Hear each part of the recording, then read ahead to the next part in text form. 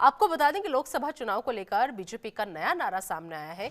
कहा कि तीसरी बार मोदी सरकार और अब की बार 400 पार। जी हां, बीजेपी का ये नया नारा लोकसभा चुनाव को लेकर बीजेपी ने ये नया नारा दिया है कि तो बता दें आपको कि जिसके तहत कहा जा रहा है कि तीसरी बार मोदी सरकार और अब की बार 400 पार, जिसका दम बीजेपी लगातार भर रही है कि इस बार लोकसभा के चुनाव में 400 सीटें जो है वो अकेले बीजेपी जीतेगी और पूर्ण बहुमत के केंद्र में सरकार बीजेपी बनाएगी।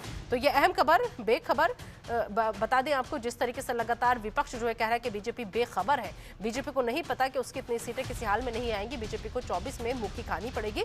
लेकिन बीजेपी लगातार यही दावा करती हुई नजर आ रही है कि लोकसभा चुनाव में बीजेपी ही जीतेगी, केंद्र सरकार में बीजेपी की सरकार बनेगी और तीसरी बार मोदी सरकार और अब की बार 400 पार, ये नारा बीजेपी की तरफ से दिया गया है। अब देखना होगा कि विपक्ष का इस पे क्या रिएक्शन सामने आता है। जिस तरीके से लगातार बीजेपी जो है अपनी जीत को लेकर आश्वस्त नजर आ रही है, लगातार आपको बता दें कि अपनी जीत के दावे जो हैं बड़े बड़े बीजेपी की तरफ से किए जा रहे हैं। और अब की बार जिस तरीके से देखिए, अब जो नारा है वो बदल गया है, 400 पार, यानी तीसरी बार फिर से मोदी सरकार। इस खबर पर ज्यादा बातचीत के लिए आइए सीधा रुख करेंगे हमारे सहयोगी दीपक चौबे का। दीपक, तीसरी बार मोदी सरकार, अब की बार 400 पार, ये नया नारा बीजेपी की तरफ से आया है। क्या ज्यादा आश्वस्त है बीजेपी अपनी जीत को लेकर के? ये कॉन्फिडेंस है कि ओवर कॉन्फिडेंस है कि अब नारे में भी 400 पार का आंकड़ा दर्शाया जा रहा है? जी बिल्कुल, देखिए, और बीजेपी का जो नया नारा है वो है अब की बार 400 पार, यानी कि 400 का इन्होंने लक्ष्य रखा है। और इसी तरीके से अगर देखा जाए तो पिछली जो बैठक हुई थी, अगर कहा जाए कि बीजेपी राष्ट्रीय पदाधिकारियों की, तो उसमें भी ये कहा गया था कि हर राज्य का एक टारगेट दिया गया था। जिस तरीके से इस बार अगर बात की जाए तो 80 की 80 लोकसभा सीटों का टारगेट दिया गया है उत्तर प्रदेश में।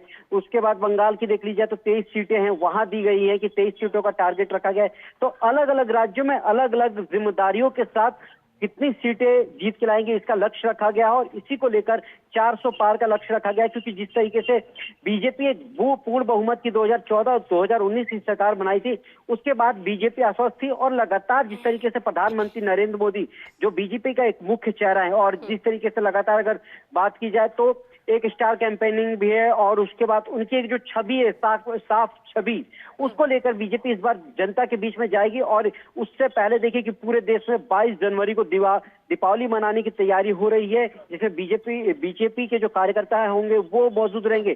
तो जाहिर सी बात है कि जो भव्य राम मंदिर का जो नारे लक्ष्य के बाद दरअसल जो लोग हैं वो ये कह रहे हैं कि मोदी तो ठीक है, और सवाल यह है कि 400 पार का जो दम बीजेपी भर रही है और किनकी बदौलत भर रही है मोदी के अलावा?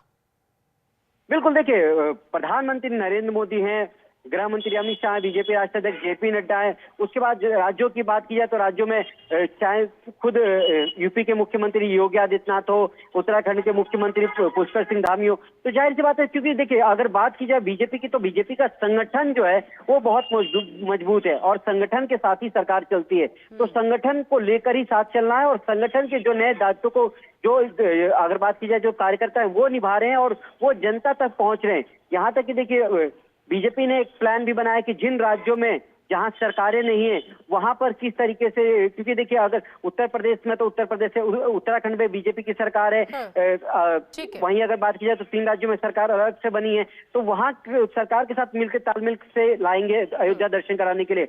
पर जहां सरकार नहीं है, जिस तरीके से अगर देखा जाए तो बंगाल में बीजेपी की सरकार नहीं है, पर वहां के जो प्रदेश अध्यक्ष हैं उनको जिम्मेदारी दी गई है और अलग अलग जिलों की जिम्मेदारी दी गई है कि जो जिलाध्यक्ष वो लेकर आएंगे। तो जाहिर सी बात है कि 400 का पार जो आंकड़ा है वो पार्टी छूना चाहती है। बिल्कुल, चलिए दीपक, आप हमारे साथ बने रहिए। तो तीसरी बार मोदी सरकार और अब की बार 400 पार, इस नए नारे के साथ बीजेपी लोकसभा चुनाव में उतरने की तैयारी कर रही है।